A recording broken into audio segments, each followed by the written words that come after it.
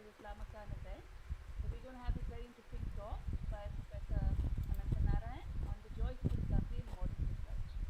It's often said that the journey is much more fun than the destination itself, which also works in the sense of science. And today, Professor Ananthanarayan will talk to us about a few examples of the story of science and how science and research develops, and what are the kind of issues that people go through. There'll be a lot of anecdotes, and I'm sure all of you all will enjoy this. So, Professor Ananthanarayan was the former chairman of the Center for High Energy Physics at IIT Bangalore, and I won't stand between him and the audience, and we'll start off with Professor Ananthanarayan.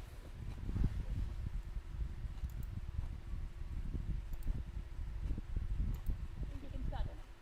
Hello, can you all hear me? Yeah, we can all hear you. Thank you. Hello, good afternoon, and I'd like to thank the organizers, Lama Khan and Priya and Pradhan for inviting me to give this talk. Actually, this is a talk that I have given on many different occasions at many different places, and the last time I gave it in person was in Hyderabad at the IIIT on the 25th of February of this year. And at the time when I gave this talk, none of us could have imagined that the situation would have turned into what we have seen.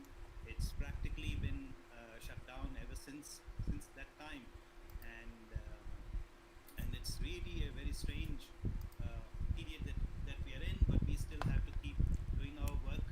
And as evidence that I haven't done anything since the time, my hair has grown since the last time I gave this talk, and I'm sure you all see this. I'm just trying to get hold of my screen and of the slides. How should I do that? Can I go here? How do I get hold of my own screen? Yeah, we can see this your screen. I'm trying to find share my screen. Pradhan, how would I do that? Get my own. No, I already have your screen on the Okay. on here So now. I can Yeah, close this and then I can yeah, get my. yeah. Okay, very good. Thank you very much. So let me begin this talk. I mean, what I have here is a collection and actually a potpourri of ideas of what people in research actually do on a day-to-day basis. This is something that people ask me: what is the life of theoretical physicists? What are the things that motivate us? What are the things that we look at? What are the things that give us joy? What is it like to have a profession like that for a physicist or in modern research? Now, I will try to address these questions mainly through the use of examples, and these are all examples that only require, at most high school mathematics, a little bit of science, and I hope that everybody will be able to take something home from this talk. Dr. Anant, we are unable to see the slide now. I think there's some change in the window. Okay. It's turned into a black screen now. Yeah, now we can do that. Yeah, Okay. just enlarge that to a full screen now. Okay, I can do that. Is that okay now? No, it's turning into a That's black the problem. screen. Then Yeah. I won't keep this full screen. I'll just Okay, fine. Yeah. Yeah. Okay. so that you can also Yeah. there's not much problem. Okay, fine. Yeah. So let me start with the words of a very famous mathematician, David Hilbert, who was a person who was born in the 19th century and who lived till about 1940 or so. So he gave these iconic words that I always keep in mind as to what drives us, as it's like a human passion for science. And his words were, "We must know, we will know." I like to keep this at the back of my mind whenever I do research. Why is it that we're doing something? What is of interest? And so on. So these are the words. And before we go, I want to show you a picture of a woman who's a very important scientist. She basically discovered the stuff that we are made of. And I don't tell you who this is because she's a person who is essentially forgotten in the history of science. And therefore, I want to also keep in mind that there have been so many men and women, and even more so, there have been women that history has not accorded sufficient recognition in history. So later on in this talk, I'll tell you who this is.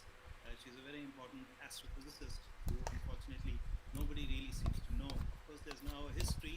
Go back. There's now an effort to go back into history to find and identify and accord the correct position to these pioneers in our subject.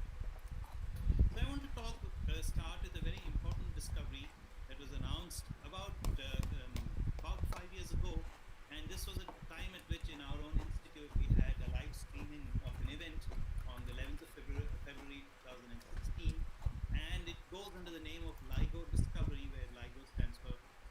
laser interferometry gravitational wave observatory. It's a discovery made by this laboratory, which is actually has facilities in two different places in the US. And there's a reason why it is that way. In order for people to have, for human beings to have discovered something known as gravitational waves, which had been predicted by the Einstein theory of relativity. And this particular event that was reported on the 11th of February was first seen by a young researcher. And I also want to emphasize this at many stages, that it is very young people who actually contribute to science because of their energy and dedication and interest. So this was a postdoc whose name was Marco Drago, who had seen on his computer screen a prediction of the general theory of relativity, which had been formulated by Albert Einstein in the year 1915. Einstein had discovered the special theory of relativity in the year 1905, and he announced the general theory of relativity 10 years later. You see, I also want to emphasize the time scales of fundamental research. Often things don't happen in a day or a week or a month. It can take not just a year, but several years for breakthroughs to take place. And here was essentially a prediction made by this theory a couple of years after it was established in the year 1915, and it took 100 years virtually for this to be established, partly because of the lack of availability of technology to do that. In fact, Einstein himself did not believe that it would ever be possible for us to observe gravitational radiation, but it did happen because of course, human ingenuity and vast improvements in technology. And these gravitational waves that were seen were due to the merger of two objects, which are called binary black holes. But it was a binary system, that there were two black holes that were orbiting around one another, and then they coalesced, and the masses of each of these black holes, as you can see, which comes from simulations and understanding of the data, of 36 and 29 solar masses, which yielded a new black hole of 62 solar masses. And you can ask yourself, where does this number 62 come from? Because 36 and 29 adds up to 65 and not to 62. That means that the mass of three solar masses, now you're looking at an incredibly large mass, 3 times the mass of the sun, vanishing in the fraction of a second and turning into a new black hole whose mass was only 62, with 3 solar masses disappearing into energy, which is the energy in the gravitational radiation, which actually shook the fabric of space-time. And it was a shaking of this fabric of space-time, which is called gravitational radiation, which had been observed by this observatory, the Ligo Observatory. I'm also happy to say that there is a new proposal, I think it's virtually now approved, which is the Indian component of the Ligo, and it'll be built somewhere in Maharashtra in a few years. And all this has happened because, as I mentioned, because of vast improvements in technology. And then there was also a Nobel Prize to the people who designed this experiment, Kip Thorne, Rainer Weiss, and Barry Barish. But I would also like to mention the name of another pioneer in the 20th century, Jim Weber, who did not have such highly sophisticated technology, because he's already been dead for over 30 years. So he did not have such highly sophisticated instruments. But he did the best that he could, and he could constantly improve bounds on gravitational radiation. I want to show you the picture of 3 very important people who are the founders of gravity. As you know, there was a time when Einstein also had black hair. This was when he was a young man. He used to wear a checked suit, I guess, with this tie. And there's a picture of Carl Schwarzschild, who is a person who actually solved Einstein's equations for a static spherically symmetric case, and that essentially is a black hole solution. And then the rotating analog of the Schwarzschild solution was given by Roy Patrick. I also was thinking a little bit about this name Schwarzschild. Schwarz in German, as you know, means black, so it is kind of a happy coincidence that Schwarzschild was the discoverer of black holes in a way. Now, he made the solution a year after the general theory of relativity in 1916. It's also good to think of the historical background in which many of these things take place. 1915 is a year which is essentially the heart of the First World War, and that is when Einstein was probably still living in Switzerland at the time, an island of peace in that region where he could work on this theory. And then Carl Schwarzschild solved this, and then soon afterwards he contracted an infection because he was sent out into the battlefield, and he was dead soon afterwards because of the disease. So you can imagine the kind of times that these people must have lived in. Roy Patrick Kerr happily is still alive and lives in New Zealand and is known for this discovery. So as I mentioned, this is a pictorial representation of everything that I said so far. You have two black holes which were a binary system which are rotating around each other, and at some point the situation happened when they actually coalesced and formed a single black hole of mass of 62 solar masses. And what you see here is the conversion of all that energy into these ripples of space-time which spread out. And then these are the signals that were observed in the Ligo Observatory. And the observatory actually has two stations. One was at a place called Hanford one of them is in the state of Washington on the west coast of the US, and the other is in Livingston, which is in the southeast state of Louisiana. So these were two stations of the same observatory selected at two diametrically opposite corners of the United States. So you may ask yourself, why should it have been selected in that way? Well, they wanted to maximize the distance between this so that they have a better resolution. And each of the two stations, you see, when the vibration of space-time fabric happened, this one saw the shaking of the space-time fabric over here. And so does this see over here, and you can see that the patterns are essentially the same. There's a small displacement between the two because gravitational radiation also travels at the speed of light. And if you have a separation of a couple of thousand kilometers, it takes a few milliseconds for the shaking to travel from one place to the other. So here is an ingenious design of a scientific experiment that makes this thing possible. And here you can see, here is the Hanford and here's the Livingston in the United States over here. And the principle of the experiment is given over here. Each one of the stations has a laser like this, which kind of locks in. And the only way in which the laser beams interfere destructively is if the fabric of space-time itself is shaken. Everything is calibrated and measured so accurately that these lasers are highly stable, and the only way you would see some kind of an interference is if you actually shook the whole equipment. And this is after subtracting all kinds of noises due to geological activity or nearby trains passing or whatever, or traffic, all kinds of things which can induce corrections. Everything has to be subtracted, and then they can be sure that what really they saw was the shaking of the fabric of space-time due to the merger of these gigantic objects. But then you can ask, are black holes are only very heavy objects out there in nature, in cosmos? And the answer is no, because this is a picture of the 3 Nobel laureates that I wanted to show you, and it almost seems to be a rule that you have to be white and bald and gray before you can get the Nobel Prize. But I don't want to discourage young people. Maybe you will also earn the Nobel Prize. You still have black hair, and you don't necessarily have to be a woman. Although it was only recently that the 3rd woman ever in the history who has won the Nobel Prize in Physics, and it was last year. So black holes are not the only objects in the cosmos which can merge to produce gravitational waves. There are other objects like neutron stars, which are also massive objects, and they can also merge. They can be binary systems of neutron stars. And now the LIGO collaboration has seen the merger of neutron stars. The difference between the black holes and the neutron star events is that the black holes, as the name suggests, are only black. So the only kind of radiation that you will get from the merger of black holes can be gravitational radiation. On the other hand, neutron stars are kind of unusual stars, and when they merge, energy can also be produced in this merger in other forms of energy also.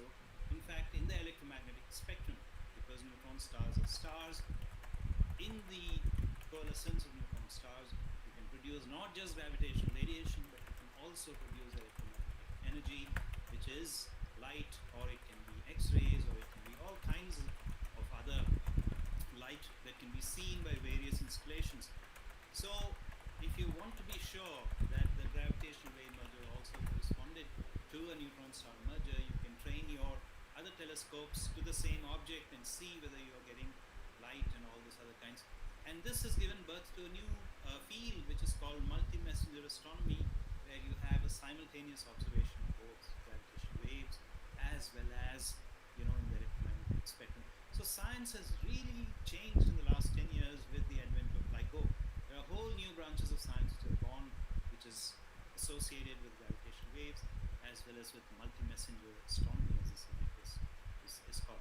So this is actually a very phenomenal time to be a very young person. You can learn about so many things, about technology, about the special theory of relativity, about astronomy, astrophysics, all these things coming together. So a young person who has the ability to master and digest a lot of this information really is in a very special position in the history of modern science, in the history of physics. So when we talk about the universe today, we are talking about many things. We are talking about many probes. It could be probes in terms of looking at the cosmic microwave background. It could be specific objects. You're looking at the sun. You're looking at specific stars. You could be looking at red giants. Or by going back into the history, you could also be looking at what the universe looked like at a very early epoch. So if you look at the universe, here we were born in the Big Bang and the universe was born. And there was something called the Planck era. We'll also come back to Max Planck a little later. And then the universe grew and then had a gigantic expansion, which we call the inflationary era, after which all the particles that we were seeing were born, and then all the matter that we see around us is all born. Here is one slide which tells you the entire history of the universe. It also says here, humans observe the cosmos, and that's us. We are here at this particular period, and this is the clock running backwards. This was a billion years ago, and this was a billion years after the birth of the universe. This was 500,000 years. This was the first 3 minutes, about which Steven Weinberg wrote a very famous book. So it's a wonderful story. So this is the timeline of the universe. But let us also get an idea of what the scales in the universe are in terms of distances. So this is where we are all born, for instance. Let's have the smallest scales that we know are quarks, which are very, very small objects over here. And quarks are the particles that participate in the strong interactions. Together they form nucleons, like protons and neutrons, which together form nuclei. And then the nuclei, for instance, oxygen, hydrogen nuclei together form, along with the electrons, which form the atoms, they form molecules. And from the molecules, for instance, you can get a sand grain. And you can see over here the pictorial description of the scales, how quarks come together and form these objects, which in turn form those objects, which in turn forms a sand grain, which in turn forms a beach over here. And here is a human footprint to the order of, let us say, of several inches, 8 or 9 inches. So this is the human footprint. And here we have many beaches. Many of them are deserted, except beaches in Brazil and in the US, where people still go to the beach. Here is the Earth. And the Earth, of course, as you know, is a very small planet that orbits around a very ordinary star known as the Sun over here going around. Here is Jupiter, which is this far away from the Sun. And together the solar system, which all lies in this orbital plane over here, lies in one of the outer arms of this object, which we call the Milky Way. The Milky Way is over here, we are in the outer arm. And then the Milky Way itself belongs to something known as a local group, and the local group belongs to a cluster, which in turn belongs to a supercluster, which in turn lies in the universe over here. And what you have over here is a map, the horizon here defined by the cosmic microwave background radiation. And all these wisps that you see over here are inhomogeneities in the universe. And supposedly all this was born from the Big Bang. So the story of science is to see how from the smallest to the biggest, how does the story evolve. So this is the cosmos and Ligo and so on. But let me try to come a little closer to one of the things that I work on, my own area is elementary particle physics. And this is a field where we are looking, if you go back, at very small scales to understand what are the forces that hold these particles together, the quarks together and the quarks in this. And how is it that we have many different forces, direct magnetic force that I talked about earlier.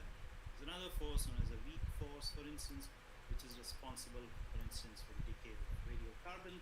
The weak force is also responsible for the decay of a free neutron. A free neutron lives for about 10 minutes and it decays into a proton and an electron, and it's antineutrino. It is also responsible for medical isotopes that we use in treatment of diseases. But this weak force is a force, as the name suggests, is not as common as, let us say, the electromagnetic force. And and the force carrier of this weak force happens to be quite heavy. But if we want to understand this force, then we have to ask, how is it that force carriers become massive? So this is where the work of Peter Higgs came in, where he proposed something known as the Higgs mechanism, which tells you how force carriers can become massive. So this was already in the year 1964, a very good year, I must say, one of the best years in the history of mankind, probably because Peter Higgs did it, and also because that's the year of the birth of the speaker. But anyway, so in the process of introducing the mass for these force carriers, Higgs also said that there must be another particle which has to be present, but he couldn't say what the mass of this particle was. All that he could say was that if you carry out sufficiently accurate experiments at sufficiently high energies, sooner or later you will produce this particle, which he did not name after himself, but it was named by others as a particle known as the Higgs particle. So this was a prediction of the theory that was necessary to make the force carrier massive, but the theorists could not say what the mass of this particle was. And we had to do sufficiently precise experiments of sufficiently high energies with sufficient control of the beams and the particles before we could say that this particle has been discovered. And this announcement came on a politically important day, to the 4th of July, I guess to coincide with the US Independence Day, already 8 years ago.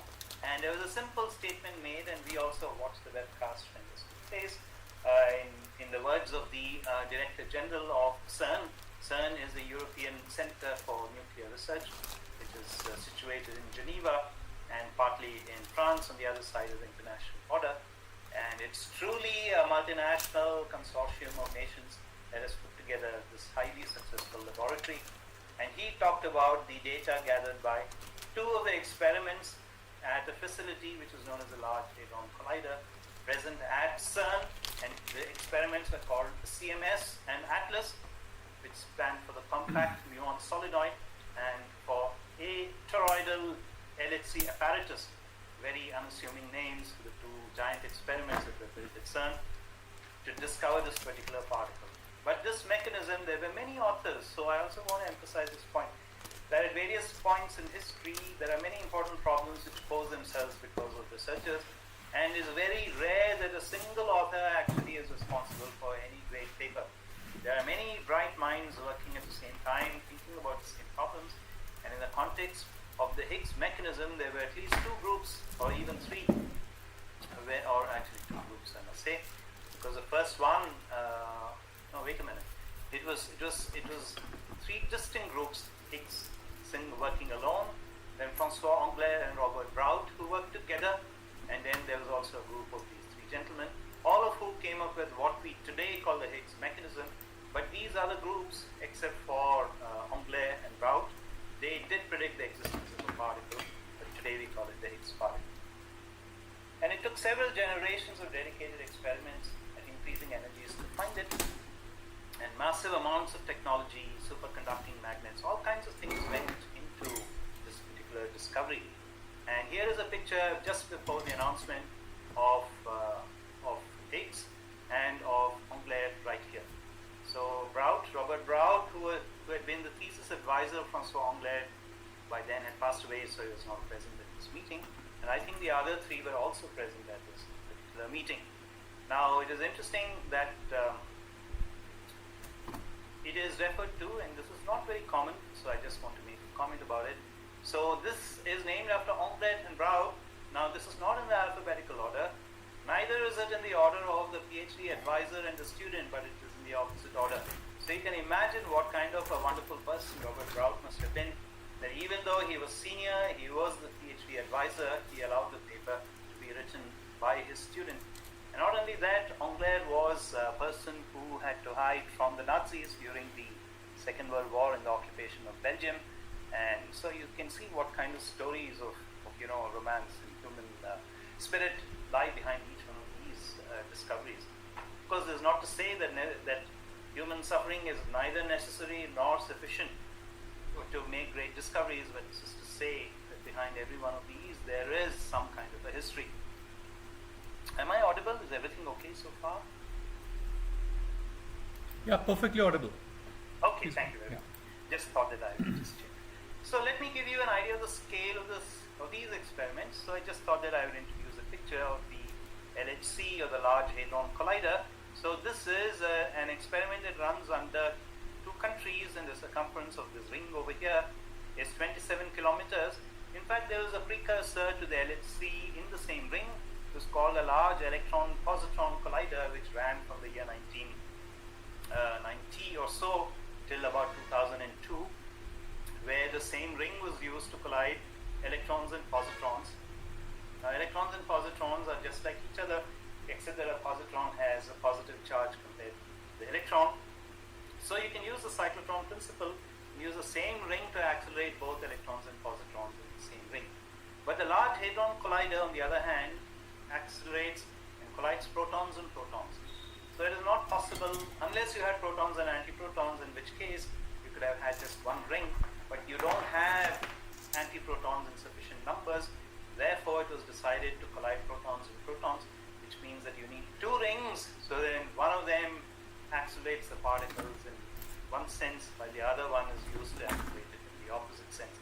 Now, the LHC also not only has the ability to collide protons on protons, it also collides lead ions on lead ions. Now, lead has 210 nucleons in it, as you all know. Lead is one of the heaviest elements. It's the end product of many radioactive decays. It's also used in making of pipes. That is why its chemical symbol is Pb for plumbum, which is the material that the Romans used to use in pipes. So it's a very heavy metal. So these nucleons of lead are also used to accelerate them to very high energies, to collide them head-on-head collisions. The reason is that you want to have also collisions at very high energies, high densities, to replicate the conditions of the Big Bang. And each of these experiments at CERN has a particular way of trying to analyze its data, of collecting the end products of these collisions to see what really happened. So here are the main experiments over here. The CMS is over here, as you can see. LHC-B, which looks for B mesons and so on. Here is the ATLAS experiment, and ALICE. ALICE is the main ion experiment which studies the conditions of the Big Bang as made in the laboratory. So this is just everything that I've been talking about so far. It's an accelerator that runs under two countries. It has 7 detectors. I mentioned only 4 of them, but there are 3 others.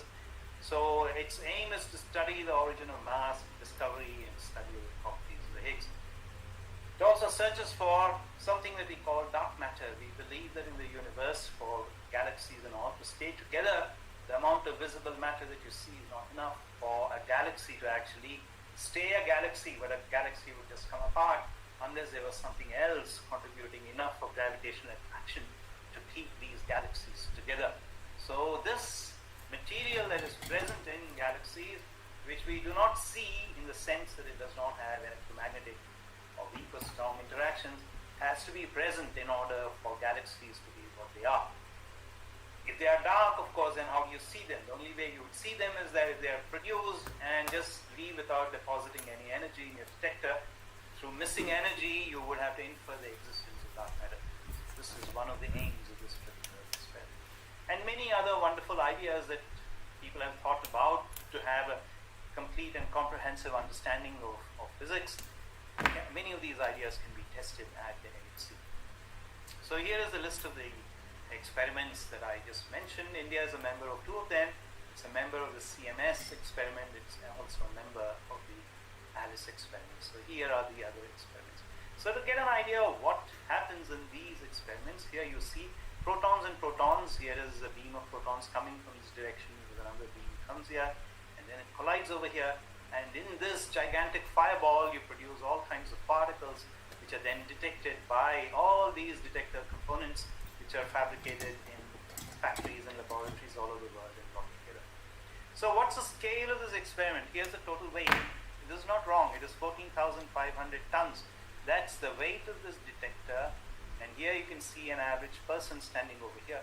So that gives you the scale of the CMS detector, what it looks like.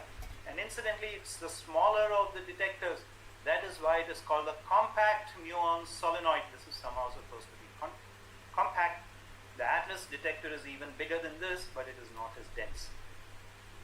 So what happens is that when these protons decay with each other, what happens is that here is a picture which tries to give you an idea of how particles are produced and how they are detected.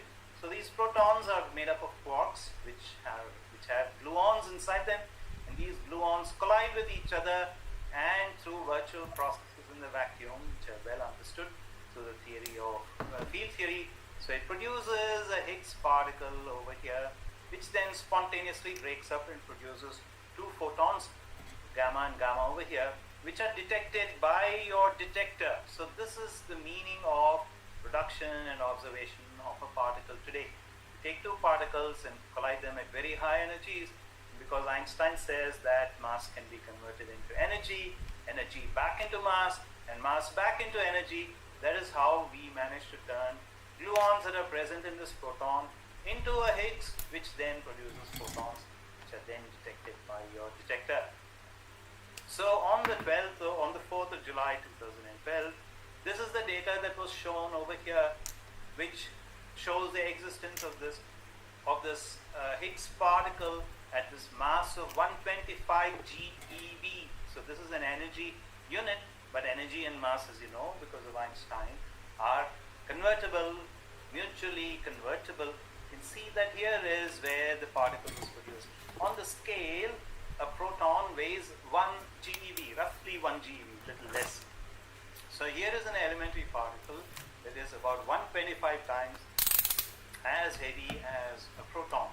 So you can see that if you subtract this red line over here, there is a big bump over here which tells you that these photons that you observed must have been produced in the fact that a Higgs particle formed and then decayed into these two photons. That is the meaning of this graph over here and this bump over here, which tells you that a Higgs particle had been produced. Now all this, of course, is a bit overwhelming for anybody, for any single person who has to digest all this information. You ask yourself, my God, where do I fit into this thing?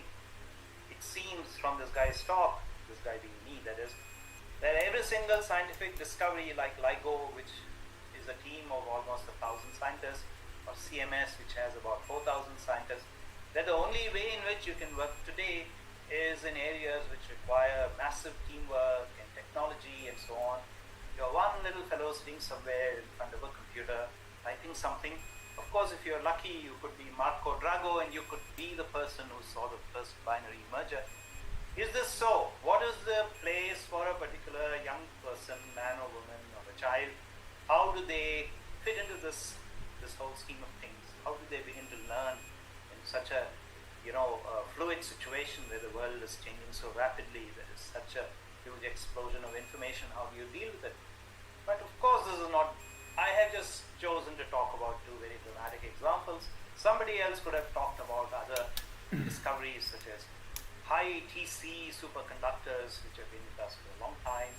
Then there was a phase of matter with just carbon atoms, which formed something called graphene, which is a very interesting matter. It was just hexagonal orientations of carbon atoms, and they are planar or biplanar, and if you have two planes of graphene, depending on the relative angles between the hexagons in these two planes, you can get some very interesting properties for these things.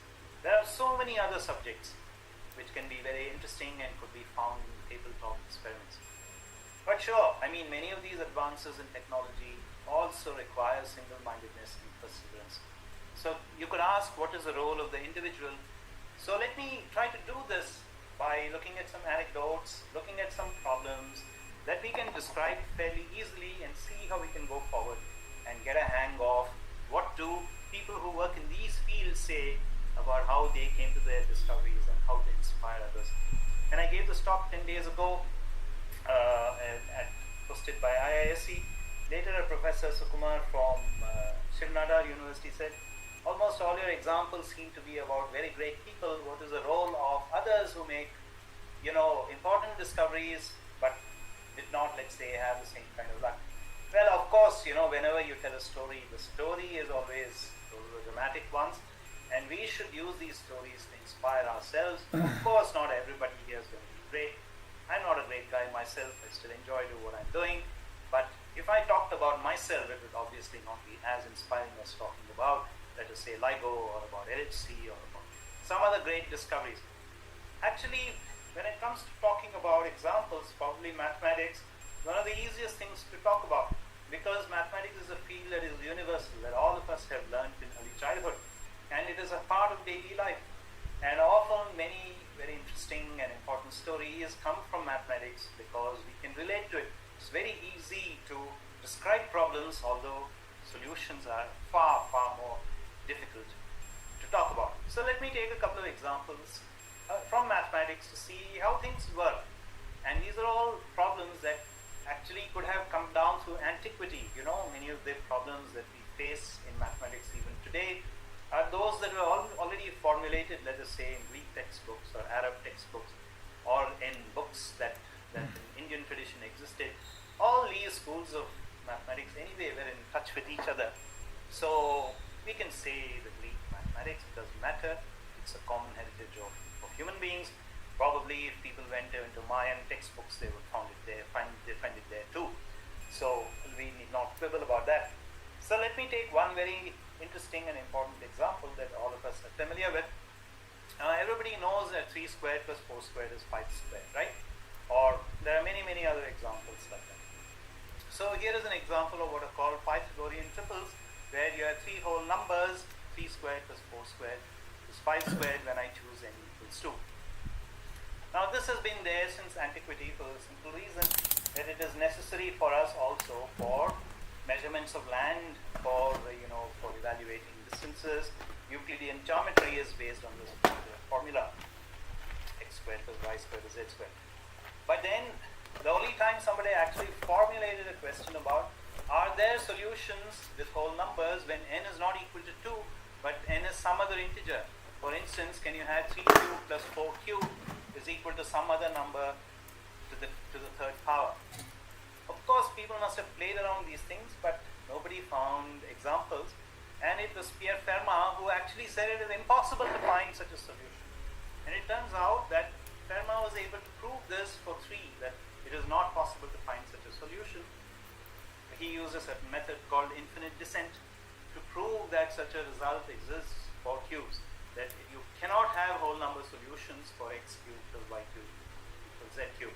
But then he went on to say that this is true for every single exponent, not 500 exponents or 8 billion exponents, but for every single exponent he said that it's true. Now this was in the year 1637, which is now almost 400 years ago.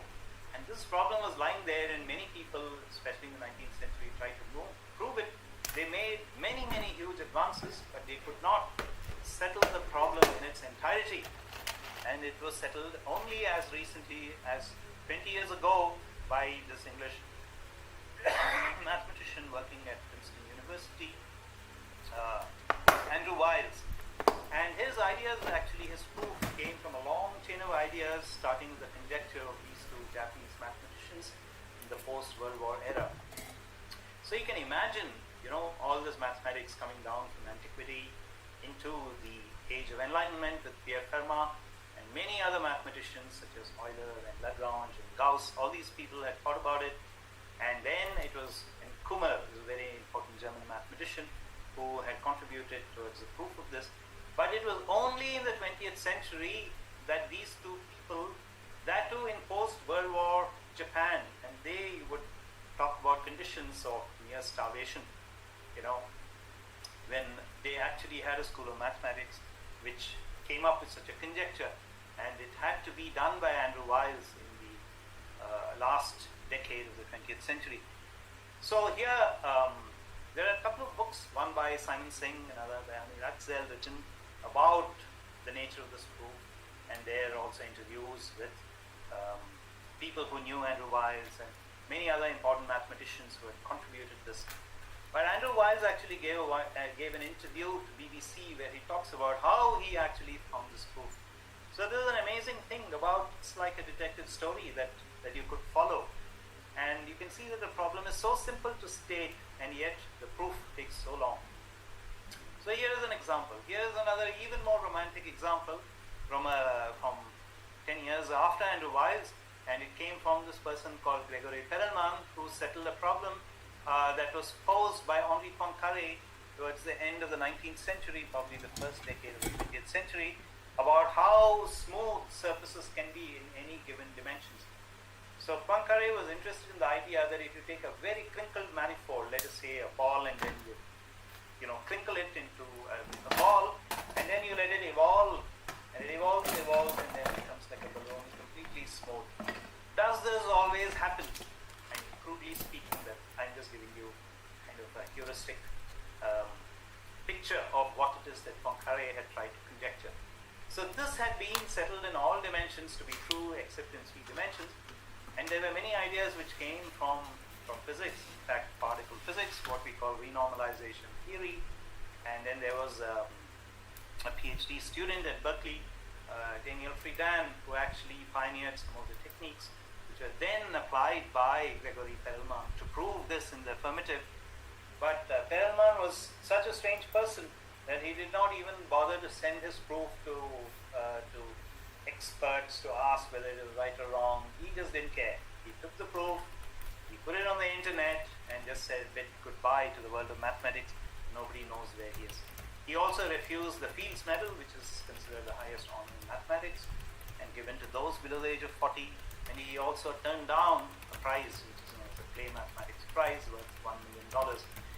Now, I just want to say a few words again to see how these ideas hang together, how they define the nature of fields. Now, David Hilbert in the year 1900 at the first International Congress of Mathematicians, he posed 23 problems, and he said that if you answer these 23 problems, the techniques that mathematicians would have to develop to understand and solve these problems can define the future of mathematics for the next 100 years.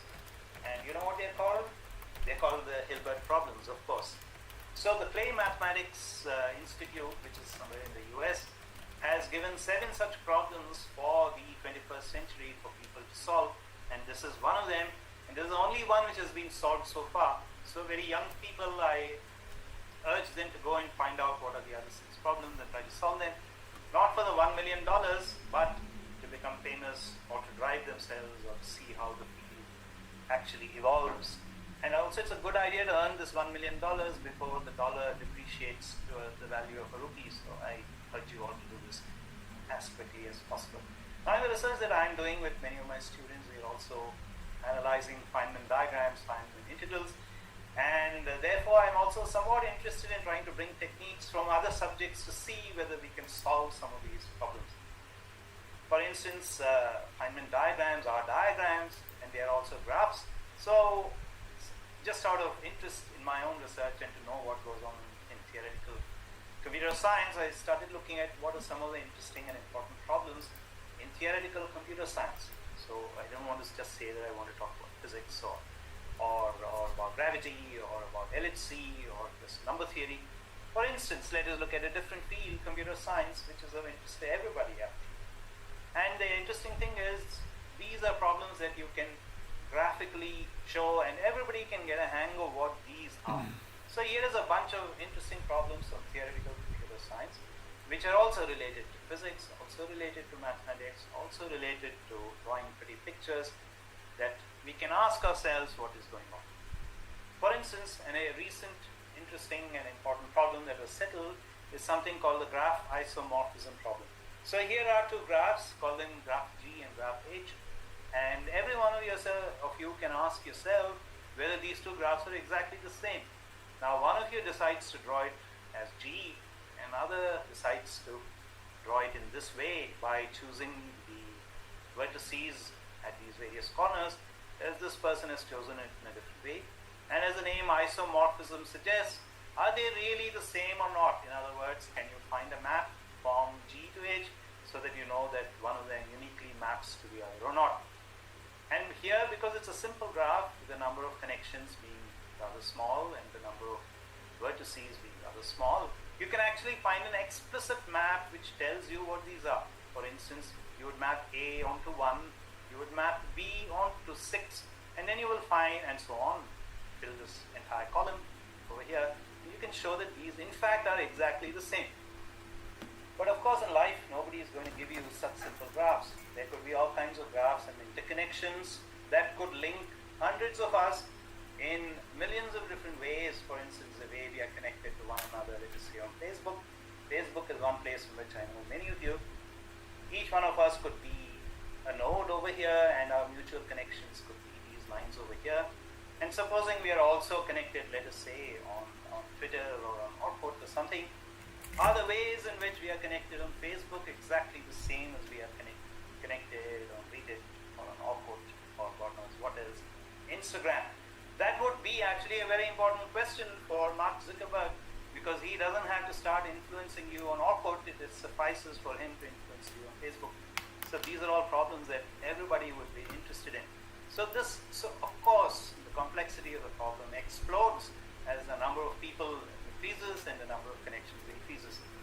So here is a problem that was solved just 3 or 4 years ago by this very influential computer scientist, Laszlo Babai, where he actually proved theorems about this kind of graph isomorphism. How long would it take you to prove whether two graphs are isomorphic or not? And he uses all kinds of fantastic techniques to prove.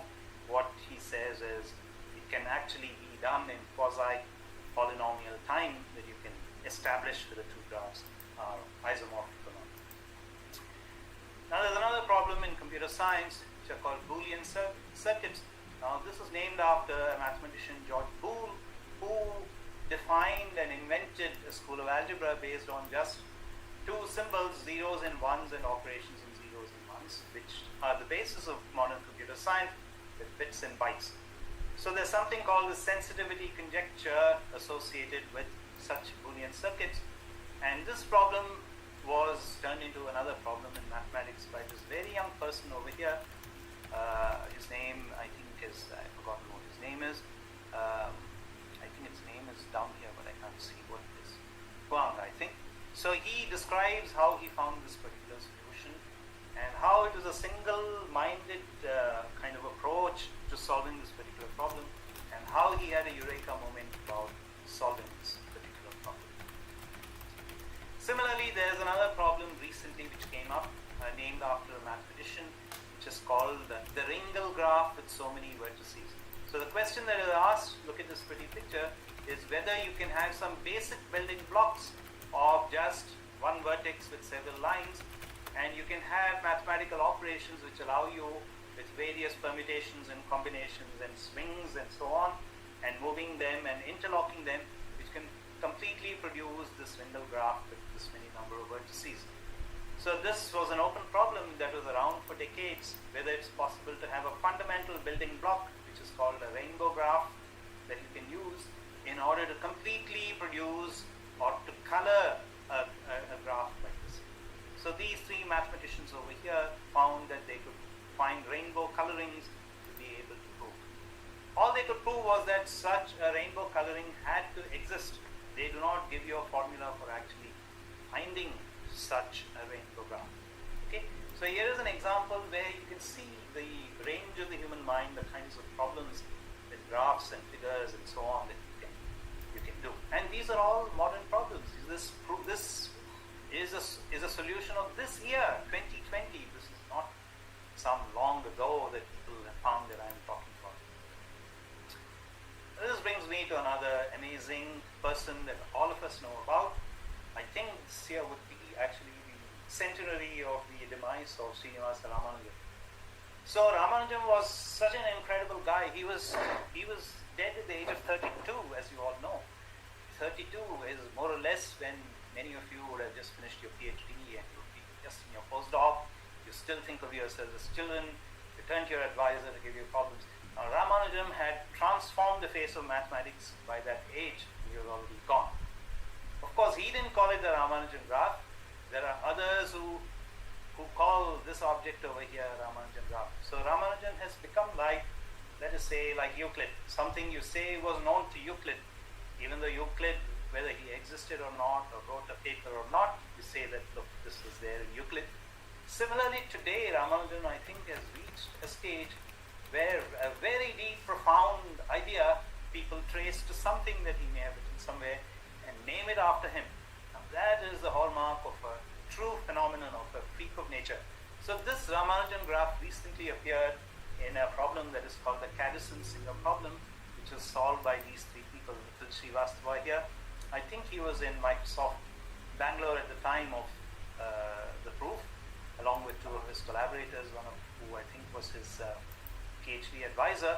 So they solved a problem that was called Caddison-Singer problem, which first arose in quantum mechanics, then became a problem in theoretical computer science, and then they used all kinds of techniques of mathematics and Ramanujan graphs to solve this particular problem.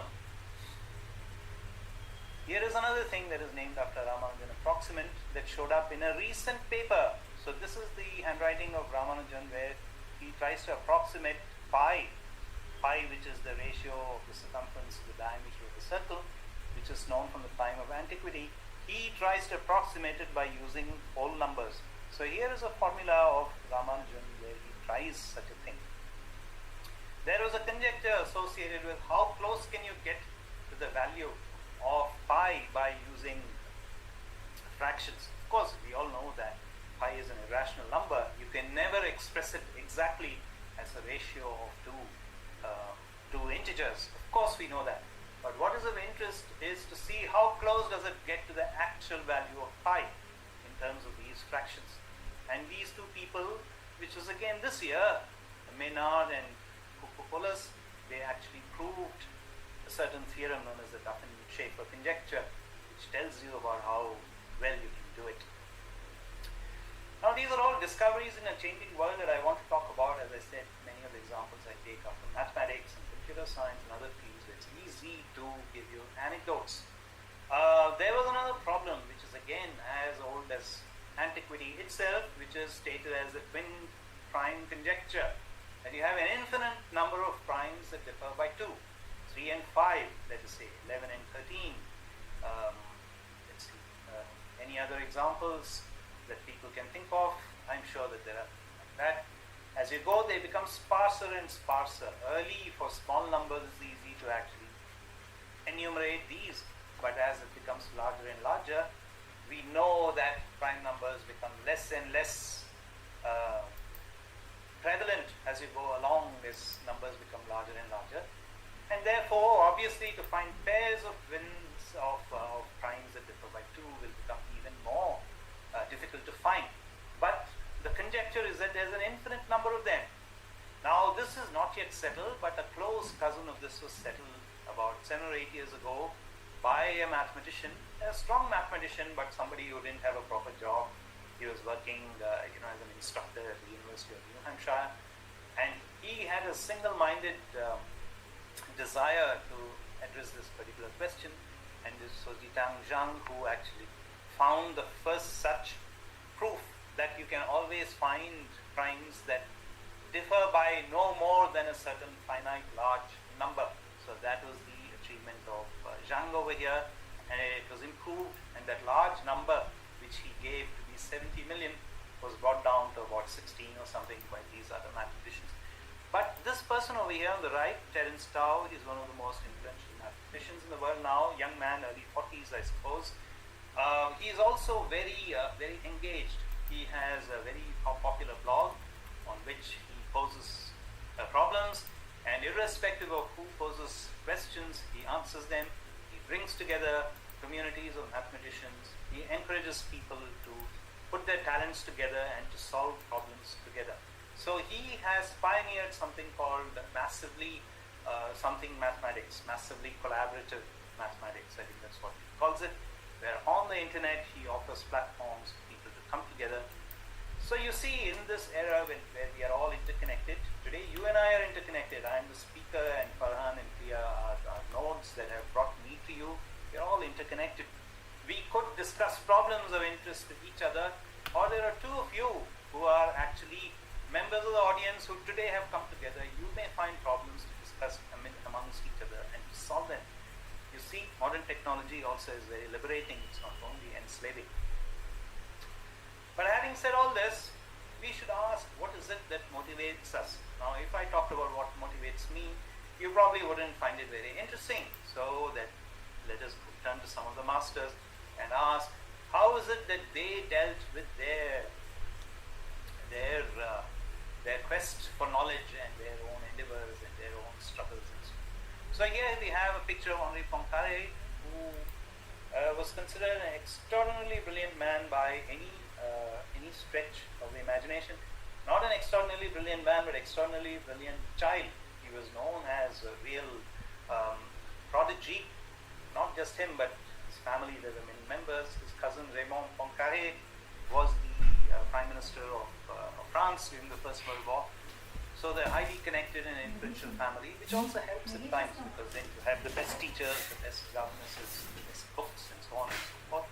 And he has been described in some places as the last universalist. So he was also in the mold of Laplace, for instance, who wanted to understand planetary motion. And the great European physicists were all interested in the solar system and the stability of the solar system. So the idea of chaos also goes back to Poincaré, because the equations that govern the motion of these celestial objects, highly nonlinear equations, or rather they were differential equations which also had nonlinear terms. So then it would suggest that the solutions of these equations would be completely chaotic, and therefore you should not have any stable orbits at all. For instance, the Earth moves around the Sun, and there is Jupiter, and there is Saturn, and a whole lot of other smaller planets. So in the very complicated thing, it would appear to you that there's no way the Earth can actually stay in the orbit around the Sun, but it should wander off after some time. It should be like a comet which comes into the hyperbolic orbit and then disappears. And yet systems like the solar system are stable on very long time scales, cosmological time scales. So Poincaré was actually interested in this particular question of how do these planetary systems and cosmic systems stay stable. That is why he also invented the field of topology and the study of shapes to see when do things stay stable. But he worked in many other branches of physics, and he described once how he had a eureka moment as he was stepping off an omnibus. A particular problem on which he was working suddenly flashed on him. So I suggest that all of you should read these people to see what is going on. I think I'm doing very badly for time, but however, let me try to hurry up a little bit. There are other eureka moments also. For instance, many of us know the popular story of Auguste Kekulé, how he talked about figuring out the structure of benzene as a snake grabbing its own tail when he had fallen asleep in front of a fire. Right? Scientists actually work very hard for this moment, which may not come. That particular moment of epiphany, when you see something, everything falling into place, and you say, I finally got it. Max Planck, on his discovery of quantum mechanics, says, the outside world is something independent from man, something absolute, and the quest for the laws which apply to the absolute appeared to me as the most sublime scientific pursuit in life. So this is what I mean when I chose this particular topic, joy of discovery. This is the reason why many of us are attracted to science or to what we do, mathematics or other beautiful things. We ourselves don't know, but it must be an innate urge in us to search for these things. Many others have talked about and thought about the psychology of creativity. Jacques Hadamard, for instance, he has looked into this question of the psychology of creativity. And Helmholtz, all of you know him for his coil and for his equation. They also talked about the various stages of creativity. And this is universal. It has really nothing to do with science. It's probably just as true for art, for writing, and so on.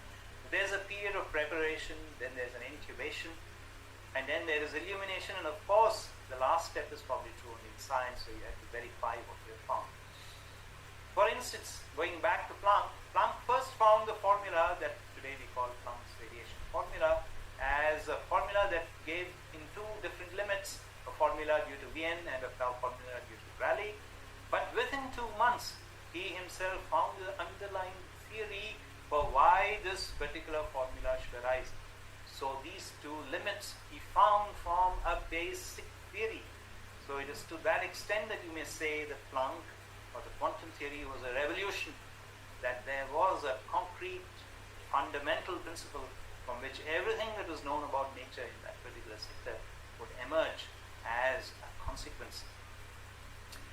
see what some others say about creativity and discovery.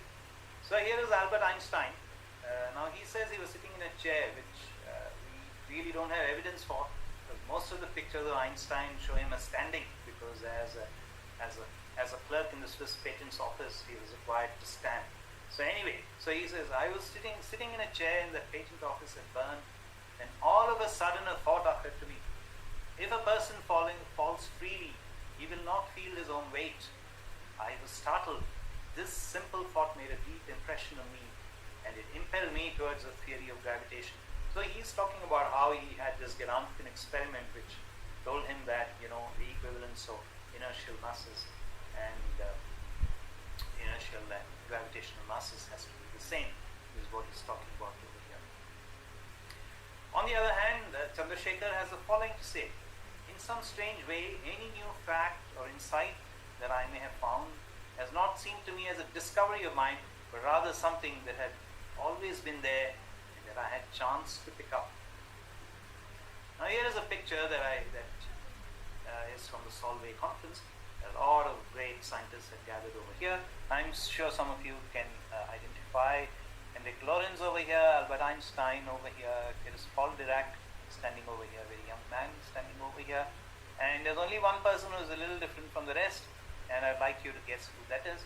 Well, it is this Marie Curie. She's the sole woman at this conference. Manya Sklodowska, that was the name of her birth, later turned into Marie because she moved to La France, and then that became her name. But it would also be good to know what our own Indian scientists say and think about many of these questions, and I will quote for you from my own colleague across at the Department of Physics. He wrote this long ago when he was a PhD student, and it's published here at the Social Sciences. So he says of, I guess, of himself and of all those in his trade, we cannot share our intellectual excitements even with our spouses or closest friends. We are perpetually estranged from our fellow human beings. A good scientist, of course, has personal moments of intellectual triumph, but is forever denied those thrills which a triumphant musician standing in front of the stage feels when the whole audience bursts into applause. In popular stories, scientists are often depicted as awkward individuals, unsuited to everyday life, people who boil clocks for breakfast, keep on doing calculations on sand, even when their lives are in immediate danger. I guess he is talking about the fable of Archimedes. If all scientists were really like this, then they would probably have been eliminated from our society by the processes of natural selection. However, I believe that these popular stories tell us one truth. The fact that science is a very strange enterprise, although scientists themselves may not be necessarily strange people. Now I want to not only quote very senior people or people who have been already gone for half a century. Let us hear what an active young person says, somebody who's even much younger than myself. So this is Nikhil Srivastava of the Gaddison-Singer problem solution fame. So he says he does not believe in a mega workaholic. Instead, he concentrates on having short spurts of focused high quality work.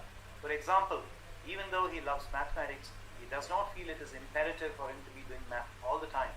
Rather, he finds more productivity in deeply thinking about one problem for weeks or months and then taking time off. This is not what he said, but this is from an interview that he gave, and this is what the author of that article has written about him. But the following is a quote from him. You should fail in different ways, but if you know you've tried everything and you're still failing in the same way, you may have to give up. So he's talking about the importance of trying hard and also to know when a problem is solvable and when it is not. Now, of course, I should not be a chauvinist only talking about fields that interest me. There are so many other fields where there are phenomenal discoveries, phenomenal paradigms. For instance, the theory of evolution. What a phenomenal achievement that was, to actually, from very little evidence, to actually discover that there could have been an evolution. So that is the origin of species of Charles Darwin. Or even more amazing, I think, is the Mendel's theory of genetics, that here is a person who did not have a microscopic theory. He did not know that there were such things as genes, that something could be passed from parents to children. But without a microscopic theory and by just observing traits and characteristics, he derived a theory. Of course, he also did experiments on bees and so on, as you all know. to derive and find fundamental laws. What an amazing thing. Or you can think of continental drift. Now, who in his right mind would accept that continents could have drifted? I mean, how can this be? And on what time scale? But whoever was the author of continental drift must have been some phenomenal person. Or ice ages, based on very little data this person had. I have forgotten the names of the people who've done this, but I just put it here for those of you who are interested in place. That there are such things as ice ages. And today we know why ice ages arise. It's also because of the mutation of the Earth. It's also because of the change of the axis of the Earth, and so many other features, and also climatic changes associated with ocean currents, but mainly having to do with the motion of the Earth and the axis of the Earth and the precession and mutation of the Earth's axis that actually leads to ice ages. And we are told that this is a particularly warm period. Another 50,000 years from now, it's going to be very cold. So I think you guys, everybody should buy some sweaters and get ready. Or the Pasteur theory of microbes, that it's microbes which he could barely see is responsible both for diseases and for yogurt. What an amazing thing that must be. Or more recent examples like Shannon's theory. So here is one reference that I put down for you, which is a little dated, of various phenomenal discoveries in biology. This is what Charles Darwin says on his theory. There is a grandeur in this view of life, with its several powers having been originally breathed into a few forms or into one, and that whilst this planet has gone cycling on according to the fixed law of gravity, from so simple a beginning, endless forms, most beautiful and most wonderful, have been and are being evolved. So here is a picture where it's the opposite of everything that we've been talking about. One is the kind of picture where we want to break down things to the smallest possible units, the reductionist view that all laws come from the smallest, most basic. On the other hand, there is the idea that from very small constituents, you build far more complex, far more interesting entities. So here are two kind of opposite views of science and beauty in science. I also want to turn to one particular topic which I think needs to be and has to be emphasized. Most of the examples that I've talked about are achievements by men because of various historical reasons. Often the achievements of women are not so highlighted. Here is a small slide on which I have summarized many important discoveries in the fields that I've been talking about. For instance, Ada Lovelace is considered as the founder of modern computer science. Emmy Noether is the founder of modern algebra. And I've already mentioned Marie Curie, the sole woman in that Solvay company's picture, as the discovery of radium. And this is the answer to my third slide. Who was the lady in that picture? It is Cecilia Payne, and I'm sure practically nobody has heard of her. She's the one who discovered the relative abundances of most of the matter in the universe. To that extent, she's the one who has discovered the stuff that we are all made of. Then in mathematics, one of the important 23 Hilbert problems was settled essentially by Julia Robinson. She showed how a certain problem is actually undecidable. Dark matter, which I mentioned, is also something that was discovered by a woman, Vera Rubin. One of the important objects in the cosmic zoo that we have been talking about. We've been talking about neutron stars, black holes. There are also objects known as pulsars.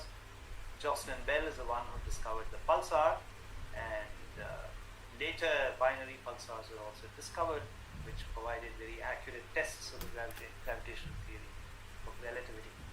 Another very famous person is Rosalind Franklin, who made fundamental discoveries in the path to the double helix. And recently we had Miriam Mirzakhani, who was the first woman Fields medalist in 2014. And today the director of CERN is a woman, Fabiola Gianotti. Just something to keep in mind, because everybody needs role models. Someone said, Sheryl Sandberg, she said, one of the bosses of Facebook, you cannot be what you cannot see. So therefore it's also necessary to have role models for everybody. So here's a picture of what some of these distinguished women look like. This is Emmy Noether, and here is Mariam Mirzakhani. Bhavani, both these two women died quite young, tragic deaths. Elias Fabiola, I wish her a long life, of course. We are also, of course, interested in asking about what science in India is. Is it all an enterprise that goes on somewhere else, some other place, some other time? Well, no, actually the history before 1947 is quite well documented and written after also. Well, I just talked about Ramanujan. We all know about C.V. Raman and his effect. We all know about Saha and his ionization equation, Bose and his statistics. And here are some others I have forgotten. Vikram Sarabhai is one of the important science people who established science in the country. We all know Homi Bhabha over here. There's Rai Chaudhuri and his equation. It determines the fate of cosmology itself. The Rai Chaudhuri equation, as it is called. There is D.N. Ramachandran, who found the structure of the triple helix of the path to the DNA structure. There are also other people who are probably a little less known. There's Birbal Sahni, who founded the study of paleobotany in India. There's an institute named after him, somewhere out in Uttarakhand, I believe it is. Then there is Janaki Ammal, who is a pioneer in this particular subject. There are many other books, but I must say that the number of biographies of Indian scientists is not very good. This is a field that has been neglected, and probably there needs to be much more scholarship in this particular field. There has been a recent important biography of Sarabhai by Amrita Shah, who used to be in IISc. There are a few more books of that kind. So science in India into the present we can talk about and see over here. There are very few people talked about the process by which they came across a particular discovery. There's an important result about, I would say already 15 years ago, by Manindra Agarwal at IIT Kanpur, along with two of his students, Neeraj Kayal and Neeraj Saxena. I don't know, Neeraj Kayal and one of his other students, where they talked about how they actually settled an important problem, which is called prime allergen testing.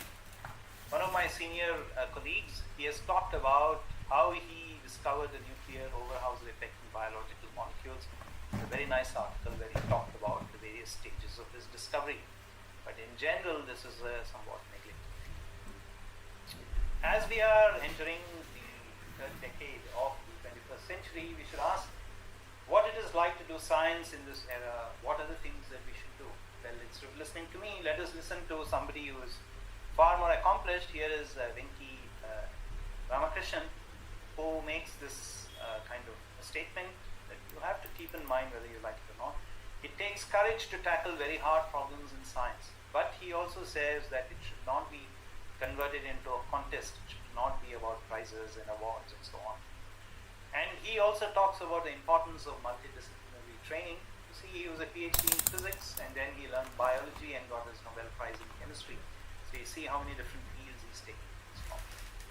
And there is no real thing as luck, except that luck, as defined by Seneca the Younger, is when preparation meets opportunity. So everybody has to work very hard and be ready to seize an opportunity when it presents itself. Of course, we are also in an era, as I said, this is a talk that I gave before the rise of COVID and all these things. So we are in a very difficult situation now. How do we actually manage to concentrate on our work, do the things that we are supposed to do? Well, we are in this situation. We just have to take it head on and try to do whatever we can. We should not lose heart. Continue to work on basic science.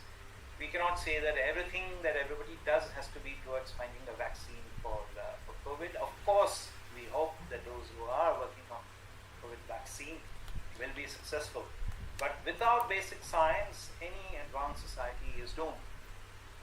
And this is what Robert Wilson says about basic science. So when he was asked if basic science has any defense applications, this is what he said. And this is what he said to the United States Congress. This was not a flippant talk that he gave.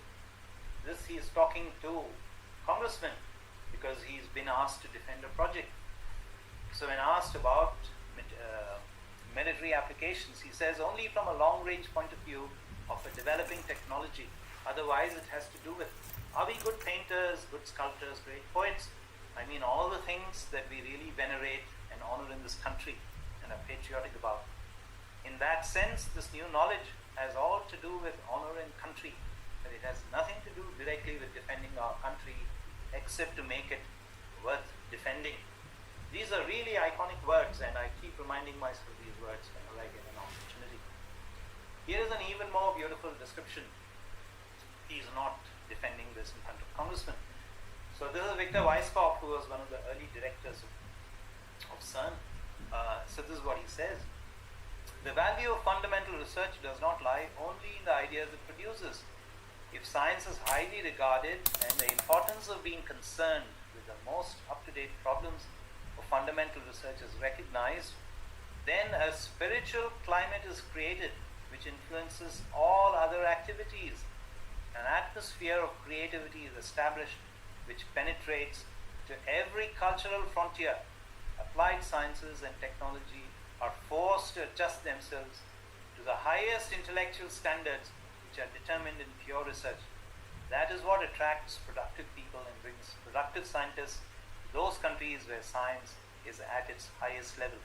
Now you have to remember that Victor Weisskopf was in Germany, and he had to leave Germany at the time of the Nazi occupation of Austria and Germany, and the Nazis came to power. Then he went to the United States, where he was in MIT, and then he went back to Europe after the war had ended, and so on. So you see, he had participated in all these historical events. So he was really in a position to talk about these things from a position of authority. So this is my advice to young people, assuming that there are some young people that there are in this audience. Follow your hearts. There's nothing more fun than research and discovery. This is not to say that it is not difficult. That's the only way to throw open the doors to a new tomorrow. And it requires a lot of patience, like running a marathon. And Thomas Alva Edison, as you know, said genius is 99% perspiration, 1% inspiration. I also direct you, this is probably more for older people and more mature people. There's a speech called You and Your Research that Richard Hamming gave long ago. You can have a look at it. And I also want to read out these words of Chandrasekhar to you one more time. The pursuit of science has often been compared to the scaling of mountains, high and not so high. But who amongst us can hope, even in imagination, to scale the Everest and reach its summit? When the sky is blue and the air is still, and in the stillness of the air survey the entire Himalayan range, the dazzling white of the snow stretching to infinity. None of us can hope for a comparable vision of nature and of the universe around us. But there is nothing mean or lowly in standing in the valley below and awaiting the sun to rise over the Kanchenjunga. Now this is what Professor Sukumar said, that look, this last sentence is very important, and that you should emphasize this too, that we should still strive to do our best. And I'd like to finish with this gravestone of David Hilbert, where it is written on his gravestone, Grabstein, in German. It says, "Wir müssen wissen, wir werden wissen," which means we must know, we will know. So this is the challenge for every one of us. I think I'll stop here and see if there are any questions. Thank you so much, Anand. Thanks for that lovely talk. Thank Nice, you. lovely walk through math, physics, computer science, and obviously astronomy. Astronomy had to be there. Personal bias, of course. So I'd request people to ask their questions. So as I see, there is a question from Hasibul Hussain, who asked, if someone wants to start research in his or her undergrad level, then what would be your suggestion? Actually, my very close friend Suresh Govindarajan in IIT Madras, he has just posted a talk. I don't know whether it's on YouTube or not, but it's definitely around. Professor Suresh Govindarajan, he has given an amazing talk, and I just direct you there to go and hear what he has to say. Okay. I also don't want to say that there are many people who are now engaging with this particular topic. So it is best that you talk to somebody who has talked about that particular topic in more detail than I have. Okay? Are you satisfied? Yeah, thank you. So there's another question by Tanay Pathak, who asked. So let's see what. Okay, let's see what he asked. Thank you for the amazing talk, is what he said. I'd like to ask, what do you think is more important as a researcher? Something we are good at, or something we are not so much good at, but we love doing? I think it is the second part, something that you're good at, you're already good at, I think there is much more of a struggle in trying to become better at what you're not so good at, and in doing so you will accomplish much more. See, there is such a thing as a comfort zone, and you can just stay in that comfort zone and do incremental research and so on, which is fine. We have to do it at a certain stage in life because it is our bread and butter, and it is something that we have to do. But that element of struggle, I think, is very necessary to strive and try to do better. We have another question by Harshita. Sir, how do you think India has created its identity in the field of science? I think India is a well-respected country in terms of science today. Of course, in terms of the resources we have for science, it is minuscule compared to the investment of gigantic countries like the United States or the USSR, which used to have a phenomenal investment in science. Ours is very small, so obviously, there is a relationship between the amount of resources and the output. But it is not a question that we really need to worry about. If you, as an individual, you have an access to doing research, just do it. I think all these very large questions of importance and impact and so on, they only discourage us if we just think about it too much. Let us just do our best that we can, and that is the only answer as such that I would have to this question. Are you satisfied, Harish? Harish, you can unmute yourself and speak if you want to. Thank you. Yes, sir. Thank you, sir. He seems happy.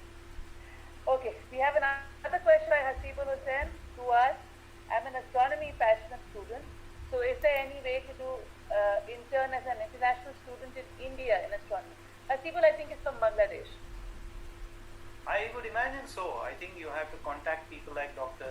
Priya Hasan or Dr. Najam Hasan. Yeah. They would be able to direct you. We have the Indian Institute of Astrophysics. You could write to the director, Dr. Ananthanarayan, who's the director. It certainly should be possible. There are a lot of students in India from international students. I had a student from Sudan in my mathematics class. Then we had a student from Nigeria who's just finished, who's gone as a postdoc to Geneva. There are so many opportunities. You just have to explore them.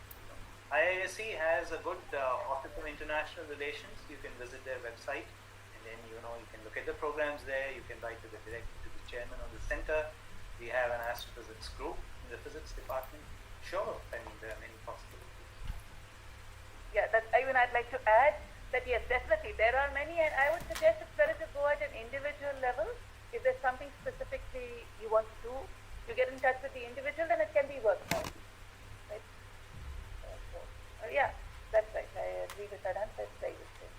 Okay, he's doing the course that I'm running. I'm running a course at present with Najam on astronomy with archival data. So he's doing that case. But yeah, as he progresses through that, then one can plan something. Yeah, you're doing an amazing 6-month course. I mean, Yeah. the energy that you've invested is tremendous. Yeah, that's right. So I don't see any other questions. Okay. Even on YouTube. On YouTube, are there more questions? I don't see any questions on YouTube. Okay. Okay. Fine. So at present, I don't see any questions like that. Okay. Yeah. So even I had my own question. So people always wish in their life to have this aha moment, right? When would you have this aha moment? And when and how, where was your aha moment? Did you have yours, or when was it? And you're asking me? Yep. But I have had a couple of instances when I was a postdoc in Ahmedabad. I was just standing at a bus stop when I was thinking about one particular problem, and I figured out how to do it. And eventually, that was my life's first physical review letter based on that particular idea. I have only 2 physical review letters, by the way. That was one of them. And similarly, there was another one many years ago. I was trying to solve a particular integral, and I didn't know how to do it. And then at the time, our daughter was a little girl. She was going to dance teacher, and I was just waiting for her to come out. And I kind of figured out how to do that integral.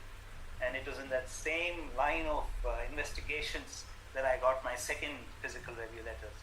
So I hope that my daughter will take up some more dance lessons so that I can have one more such moment. But yes, sometimes it is all a coming together of many different things, but there is no substitute to real hard work. And it is becoming harder and harder. I don't know why. Maybe the explosion of information, availability of internet and the sources. We are all having to learn so many things. I mean, my students, some of them who are around this talk, they know how many different things we are having to study. At times it's overwhelming, but of course the opportunities are also incredible. 25 years ago, somebody wrote a paper and you would get a preprint 3 weeks later, and then by the time you got through that paper, that other guy has moved on. So the internet has also created opportunities where there's a very rapid exchange of information. There's also the possibility of collaboration, which did not exist many years ago. Imagine you write some formula and you send it to a collaborator who's staying somewhere else, and then 3 months later he or she replies to you. It was a completely different world. I mean, in front of our eyes we have seen the world change, and I'm sure this is also true in other spheres such as art, where people do computer-based work. They mix things and recreate things, and then they have movies, and then I mean, today you have people who can produce a movie, using just an Apple and a couple of other tools, the camera and some recording. You can become a film studio yourself. So it's like that. The opportunities are enormous, and the stresses and pressures are also enormous. So to be calm and to be able to do something, it requires very special orientation. Yeah, I would agree, but I would say I would say that it's truly very democratic, because otherwise earlier availability of information, you didn't have access to journals, you didn't have access to software, you didn't have access to systems, computer systems that could do your job. Now it's so easy. I mean, everything is available. Lectures. It's up to you. If Yeah, you're a great expert who is explaining something, earlier those seminar halls were only available to people who belong to the club. Now anybody and everybody can access everything, so it's really a different world. Yeah. So I'd say the younger generation is lucky. They have a lot of things on their plate. Yes, yes. Up to them to take it up. So I don't see any. Okay, yeah. There's somebody asking for the presentation that we can. The PDF can be shared, right? Will the PDF be shared of the stuff? Sure, I'll send it to you, and then you can send it to whoever wants. Yeah, so we'll share that with it. And I think with this we'll wind up, because I don't see any more questions. So thanks so much, Anant. Farhan, do you have something to say? Yeah, thanks so much, Anant, from Lama Khan. I'm so grateful that you could join us today. And I have to thank you. I mean, as a son of Hyderabad, for me it is the greatest honor and greatest pleasure to participate in as incredible an organization as yours. I was there once in April, I think about 4 or 5 years ago. Right. I had given a talk there, and to me it is a way in which I can just repay the city of my birth and my cultural home. Thank you so much. Home. And thank you for taking the time out. And this will actually go on YouTube and Facebook channels as a video in about a day's time. So expect some more questions to be coming there. We'll pass those on to you as well. Sure. Thank you so much. Thank you so much, everybody, and have a great day. Thanks to all those who took the trouble to be here. Yeah. And thank you, Thanks a lot. organizers. Yeah, thank you very much. Thanks, Anant. Thanks, Farhan. Bye-bye. Bye. Yeah.